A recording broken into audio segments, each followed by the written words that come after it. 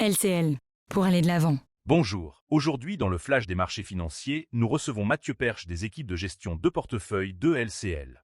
Bonjour Mathieu, que faut-il retenir des 2 dernières semaines?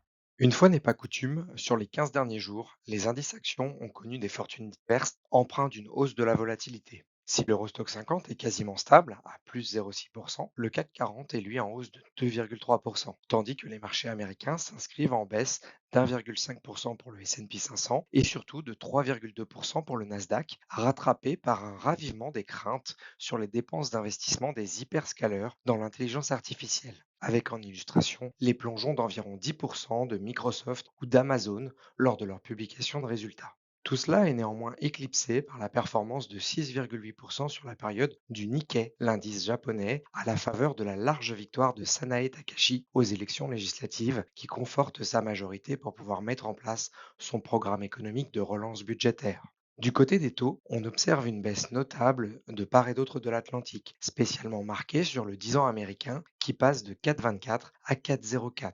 Le Job Report américain de janvier, publié en décalé à cause d'un mini shutdown, a probablement contribué à la baisse, bien que sa lecture soit plus complexe qu'il n'y paraisse. En dépit de 130 000 créations d'emplois contre 70 000 attendus, c'est une nouvelle fois l'ampleur des révisions en baisse sur l'année et la divergence des enquêtes entre ménages américains et entreprises qui rendent les conclusions de ce job report nettement moins claires qu'il n'y paraît. Néanmoins, ce rapport, ainsi que les données d'inflation de vendredi à 2,4% contre 2,5% attendus, expliquent cette détente sur les taux. On notera également que la BCE a laissé ses taux inchangés lors de sa dernière réunion du 5 février, en dépit d'une inflation en zone euro qui ressort à 1,7% désormais. Sur le plan des matières premières, le pétrole est en légère baisse sur la période à 67 dollars le baril, néanmoins toujours artificiellement soutenu par les tensions entre USA et Iran, dans un marché désormais structurellement baissier avec un excédent d'offres par rapport à la demande. Du côté du métal jaune, l'once d'or se stabilise autour des 5000 dollars après avoir atteint un pic à 5500 dollars avant la nomination de Kevin Warsh comme successeur de Jérôme Powell. Cette nomination avait plutôt rassuré les marchés sur la crédibilité et l'indépendance de la Réserve fédérale.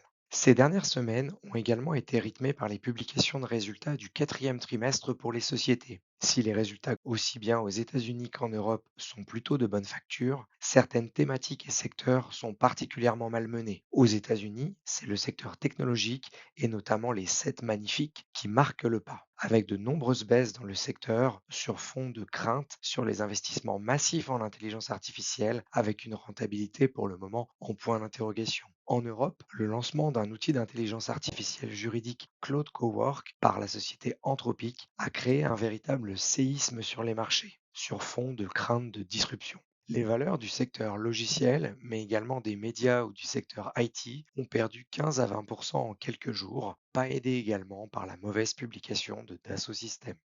À quoi peut-on s'attendre pour les 15 prochains jours?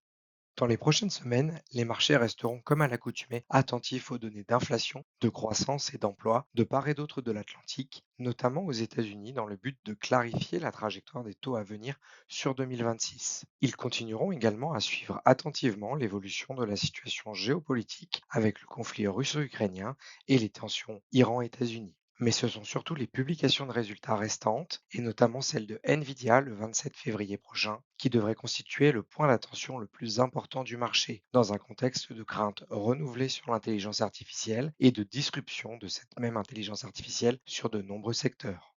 Merci Mathieu pour cette analyse. Nous nous retrouvons dans 15 jours pour un nouveau flash des marchés financiers. LCL, pour aller de l'avant.